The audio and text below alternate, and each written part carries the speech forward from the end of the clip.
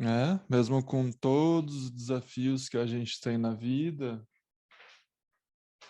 nada é desculpa suficiente para a gente não estar em paz. Até mesmo nas tempestades, a gente pode estar em paz. Até mesmo nas turbulências da vida, a gente pode estar em paz. É tudo uma questão de a gente conseguir estar presentes nos momentos de caos, de dificuldade. E uma coisa que me veio hoje é sobre como que a gente lida com os desafios da nossa vida, com as dificuldades, com as turbulências. A gente luta ou a gente acolhe? Veja a diferença da sensação que você sente com a palavra lutar e acolher. Acolhimento ou luta? O que você sente mais leveza, né? Com certeza a palavra acolhimento, ela traz mais leveza. E o acolhimento, de certa forma, ele também é uma forma de luta, né? Só que é uma luta da paz. Nem sempre é fácil acolher os outros, né? Então, também é uma forma de luta. Nem sempre é fácil acolher os momentos difíceis da vida. Então, também é uma forma de luta. Só que é uma forma de luta sábia, que ela não requer violência. Sempre que a gente está lutando contra algo, rejeitando algo, é uma luta violenta. Tipo, eu não gostaria disso. Isso é uma luta violenta. Eu não quero que isso aconteça na minha vida. Eu não aceito. É uma luta violenta. Por quê? Porque você vai se machucar. Porque não tem como a gente rejeitar a realidade. A realidade é a realidade, né? A realidade é o fato da vida. E se a gente for contra o fato da vida, isso é o maior ato de violência que tem, né? E contra o fato da vida. Qual que é o fato? Qual que é o fato? Qual que é o fato agora? O fato é que eu estou triste. E como seria se eu aceitasse esse momento com total aceitação e não quisesse não estar aqui?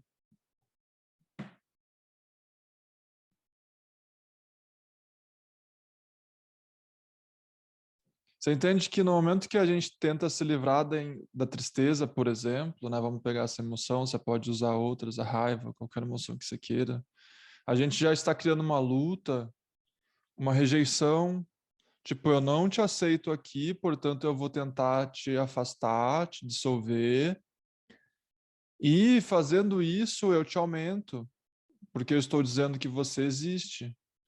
Você só tenta se livrar de algo que você acha que existe. Então, se você está tentando se livrar de uma tristeza, você está dizendo você existe e eu estou tentando me livrar de você. Então, você está criando justamente aquilo que você quer dissolver, não é verdade? Então, qual que seria o movimento certo lidando com essas emoções? O primeiro movimento correto é não lutar contra, não lutar contra. O segundo movimento correto é acolher. Você só tem duas opções, ou você rejeita ou você acolhe. E qual que normalmente o ser humano escolhe, né? É rejeitar, né? É não aceitar. E eu não estou falando aquele tipo de aceitação que as pessoas falam, ah, eu aceito que eu tô assim, daí tá lá miseravelmente sofrendo lá, depressiva na cama. Não é esse tipo de aceitação, quer dizer, é uma aceitação com repressão, né? O tipo de aceitação que eu estou falando é sem repressão. uma aceitação sábia, um acolhimento sábio. Porque a gente só quer se livrar de algo que a gente não gosta. Você não concorda? A gente só quer se livrar de algo que a gente não gosta. Então, no momento que você diz, você está tentando se livrar de alguma emoção em você, ou uma situação, digamos, você está dizendo, eu não gosto disso. E daí você já está criando uma barreira contra aquilo, uma não aceitação. E daí a minha pergunta é, qual o problema de estar um pouquinho, de viver as estações da vida, né? Como fala nesse livro, já falou. Qual o problema de ter estações dentro de você? Como seria você vivenciar todo esse movimento de estações, inverno, verão, primavera? Porque parece que a gente só quer, né, o verão, praia, água de coco, caipirinha.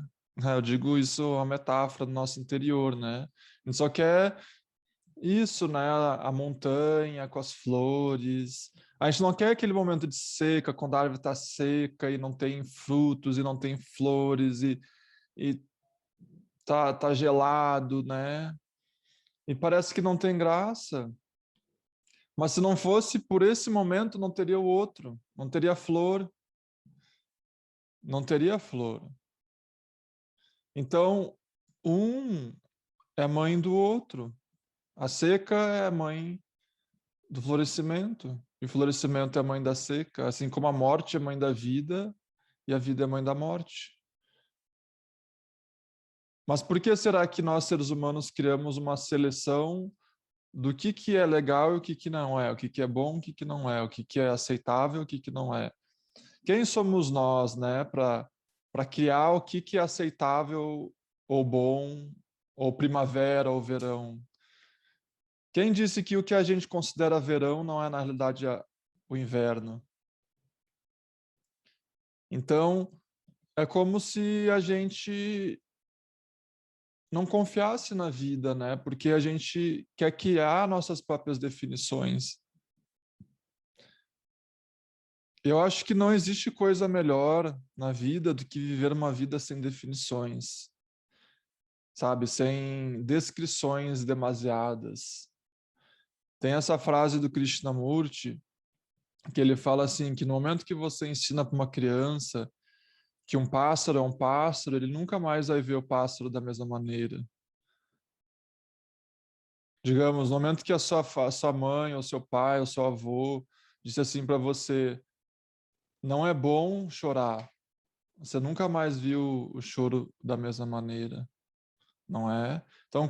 Então a gente cria definições. E quantas definições a nossa sociedade tem que não deveriam ter, né?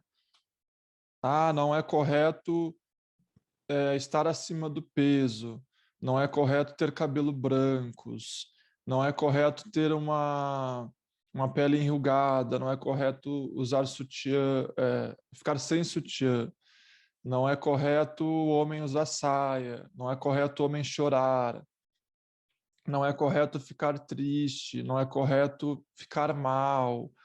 Quem, quem foi o miserável que criou essas definições, né?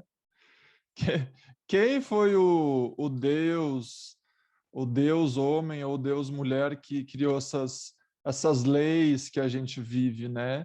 Que são leis miseráveis, insanas, porque nos trazem sofrimento. Tipo a lei, você não pode chorar, não, ou você não pode receber favores, né? A gente tem a dificuldade de receber favores. Tem uma dificuldade de receber, de pedir uma bolsa de estudo aqui, né? Eu ofereço bolsa de estudo para esse, esses retiros que eu faço. Tem pessoas que preferem não participar por medo de pedir uma bolsa, sabe? Então, quantas leis que a gente tem dentro de nós que regem nossas vidas e que nos afastam do flow da vida, do fluxo, da alegria e da paz, né? Tipo, a lei eu não posso tratar essa pessoa bem porque ela tem uma religião diferente do que a minha, ou ela, ela tem uma orientação política diferente que a minha. Ou a lei, eu não posso parar de trabalhar, tenho que trabalhar o tempo todo.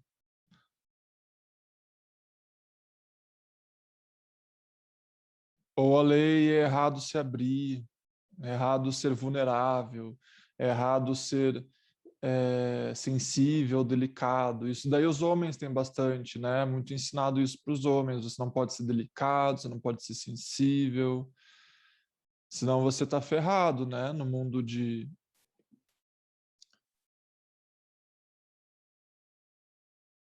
A lei, o homem tem que ir atrás da mulher. Quem criou essa lei, né? Quantas leis que a gente acredita e que a gente nem percebe que acredita, né? São várias. A gente nem percebe.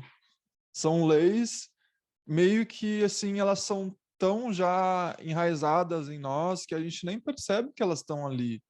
Mas perceba durante o seu dia a dia, quando você está interagindo com a vida, os momentos que você está ali, tá vivendo uma lei antiga e nem está percebendo.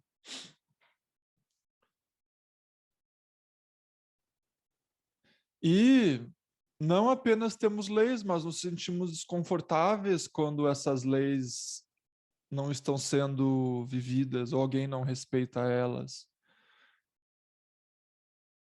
Para a Gabriela, que chegou agora, eu estou falando sobre leis, é uma tipo uma metáfora sobre contratos que a gente tem dentro de nós, crenças, né? Tipo, eu dei exemplo, mulher de cabelo branco é feio, ou enfim, pessoa muito magra é feia, pessoa muito gorda é feia. São definições.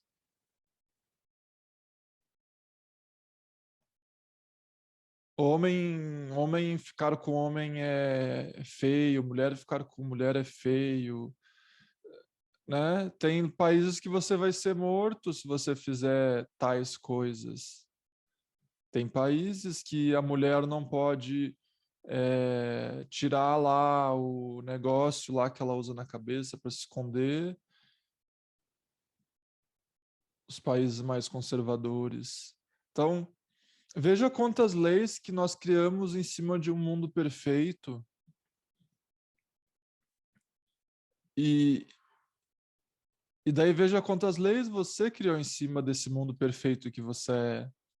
Tipo, a lei eu não posso ser feliz, eu não posso amar, não posso me permitir ser amada, eu não posso acolher os outros, eu tenho que me esconder, eu tenho que me fechar, eu não posso deixar os outros se aproximarem de mim, eu não posso deixar os outros me encostarem, eu não posso ficar próximo de mais do que 5 pessoas, ou 3, ou 2. Eu não posso ir num lugar que eu não conheço, eu não posso ficar perto de pessoas que eu não conheço. Você entende? Esses exemplos que eu estou dando são apenas exemplos, mas para mostrar que a gente tem muitos contratos dentro da gente, leis que regem e apenas nos trazem sofrimento e separação. E às vezes a gente reclama da vida, mas nós mesmos estamos criando essas barreiras, né? Eu comentei, né, a gente fez um satsang aqui em São Paulo nessa sexta. Eu comentei, eu estava andando lá na 25 e, nossa, eu estava lá no meio do caos, assim, daquele cheio de gente, né? Para quem conhece a 25, é uma rua que é muito movimentada aqui, né? Que lá tem as coisas baratinhas para comprar. E daí eu tava assim, tão feliz, dava vontade assim de dançar ali no meio, com aquela cena do Coringa lá, dançando e descendo as escadas. Eu tava quase assim, fazendo cena do Coringa lá. E digamos que eu não fizesse por vergonha, qual é a lei que está me impedindo de dançar ali no meio das pessoas? Porque as pessoas vão me olhar e vão achar que eu sou louco. Então elas têm a lei e eu tenho uma lei. né? Elas têm a lei que vão julgar eu por dançar ali no meio de todo mundo, e eu tenho uma lei de vergonha de dançar no meio de todo mundo. Então, são leis que nos prendem. Tipo, eu não posso me permitir que os outros me amem. Eu não posso amar os outros. E para quem está se perguntando o que essas coisas têm a ver com o livro, primeiro que tem muito a ver com o livro, né? Mas segundo que a gente só tem 2 capítulos, então eu acho bom trazer essas reflexões que são uma forma de relembrar coisas que talvez você já saiba ou às vezes nunca ouviu na sua vida.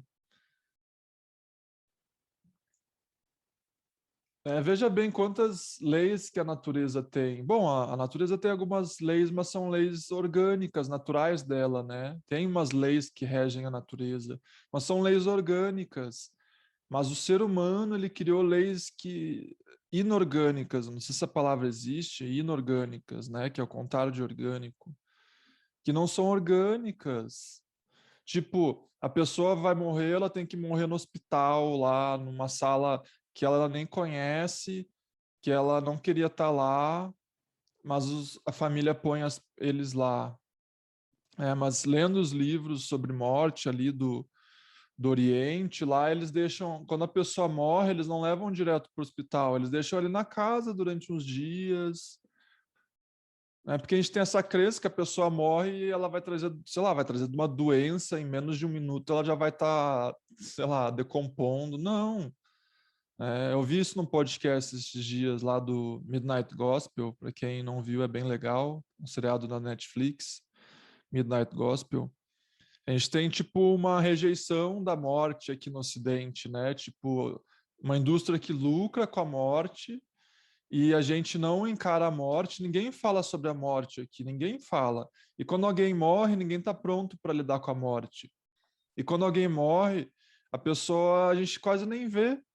A gente não passa ali, digamos, alguns dias com, com o corpo da pessoa. A gente não tem coragem, porque não, aqui não é ensinado, né?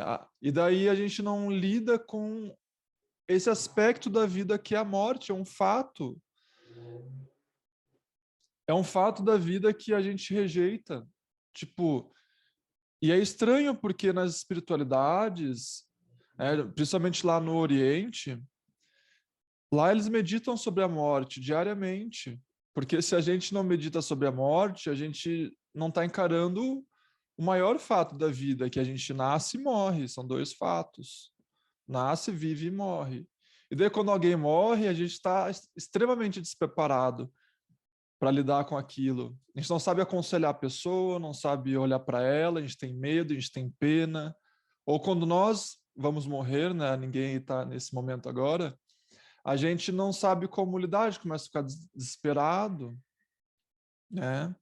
Então, né, esse é um exemplo de uma lei, né, que é regida aqui no Ocidente, que a morte ela é ignorada, ou que a velhice é algo ruim, né? A velhice é algo ruim.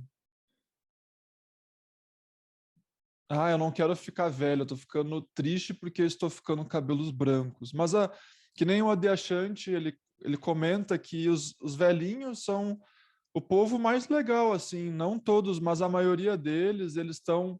Quando você chega na velhice, você começa a lidar com coisas que você não consegue quando você é jovem.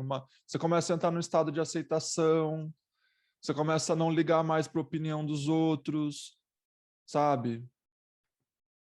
Então eu não estou generalizando, porque tem uns velhinhos que ainda não superaram essas coisas, são chatinhos, etc. Mas muitos velhinhos, você vê, eles já estão naquele estado de boa, né? Aquele estado de tranquilidade, um estado mais zen naturalmente, porque a velhice traz esses benefícios que a gente, quando a gente é jovem, a gente não consegue às vezes superar. Tipo, nossa, quantas bênçãos que a velhice nos traz. Então, a lei, envelhecer é algo ruim. Então, a gente tem que investigar quantas leis que a gente acredita e, e, E essas leis, elas aparecem inconscientemente. Quando menos você espera, você está ali acreditando numa lei. Fica de olho, você vai ver diariamente, você está acreditando em coisinhas pequenas que passam quase imperceptíveis, mas estão ali. Tipo, você está ali conversando com alguém, veja bem, você está ali acreditando em alguma coisa que está manipulando aquela situação. E como você seria livre de leis, de contratos, de crenças? Né? Quando perguntaram para o Krishnamurti o que acontece quando você está nesse estado de mente vazia, digamos, sem leis, sem crenças, sem identificação, ele fala assim, um céu aberto. Você é um céu aberto.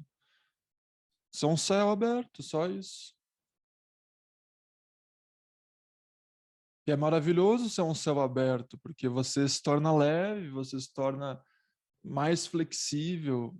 Você não se torna perfeito, mas você se torna mais leve, mais flexível, mais orgânico, mais autêntico.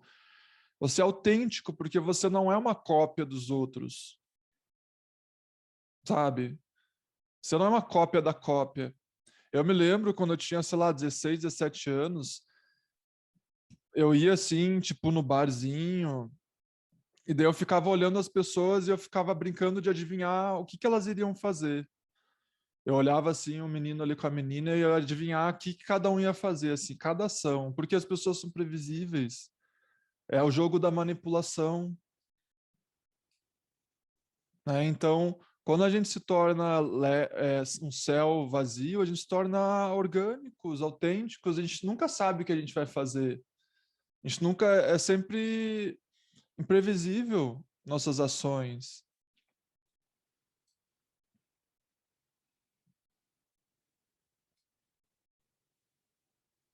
né?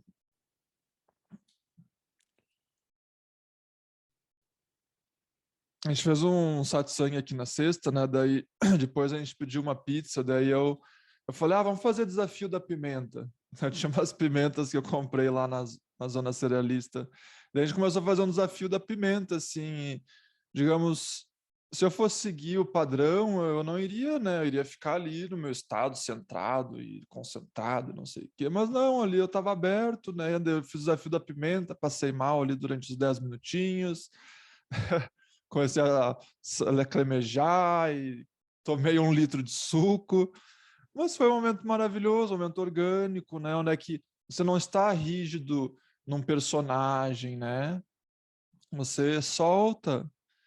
E cada dia você vai ser de um jeito diferente. Às vezes hoje você vai ser silencioso e quieto, mas naturalmente. E às vezes você vai cantar e vai dançar. E às vezes, você entende? Você nunca vai ser algo específico, um plano de alguém. Você não é um plano de alguém, sabe? Imagina ser um plano de uma pessoa. Que horrível, né? Ser um plano de uma pessoa. Tipo, eu sou um plano de algo. A minha pessoa é um plano. Eu vou chegar ali naquele grupo de pessoas e eu já tenho um plano de quem eu vou ser. Eu vou ver minha família, eu já tenho um plano de quem eu vou ser. Eu vou ali no barzinho encontrar aquele homem lá, aquela mulher, eu já tenho um plano de como eu vou ser. Não é assim quando você vai encontrar aí um crush, a gente não faz um plano de como que a gente vai ser para manipular a situação. É, não precisa. A gente pode deixar as coisas sair do nosso controle, que na realidade controle a gente não tem nenhum, é só uma ilusão. É. E é maravilhoso, daí você nossa, quando você solta a necessidade de controlar a vida, que é uma das últimas etapas, é uma das mais difíceis que tem na jornada espiritual, é abandonar o controle. Já aviso para vocês, é uma das últimas que a gente consegue se libertar, é a necessidade de controlar a vida. Por quê? Porque o ego ele é movido no controle, ele precisa controlar, ele não, ele não suporta estar entregue. Então, esse é o movimento mais rígido do ego, é o controle, o apego. Então, isso é um tópico, né, para satsangs aí. Mas então agora vamos entrar no livro. Já demos uma aquecida aqui, né?